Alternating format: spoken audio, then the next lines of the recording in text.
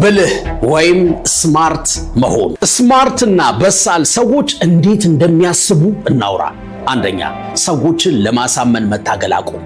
ደካማ ሰዎች የሆነ ሰው ሐሳባቸውን ሲቃወም ነገሩን ወደ ጦርነት ይቀይሩታል። ይከራከራሉ፣ ይናደዳሉ፣ እንደውም ሌላ ሰው እንደተሳሳተ ለማሳየት ይሞክራሉ። አብዛኞቻችን አንድን ነገር ስናምን ወታደሮች እንሆናለን። ስራችን አቋማችንን፣ ያመንበትን ነገር ማንኛውንም ዋጋ ከፍለን መከላከል ይሆናል። ሌላውን ወገን ማጥቃት፣ እነሱን መሳሳታቸውን ማሳየት እንፈልጋለን። ብልህ ሰዎች ግን የሐሳብ ዘብ ጠባቂ ወታደሮች አይደሉም፣ መርማሪዎች፣ ዲቴክቲቭስ ናቸው። ከሰው ጋር ሲያወሩ ዓላማቸው ክርክሩን ማሸነፍ አይደለም።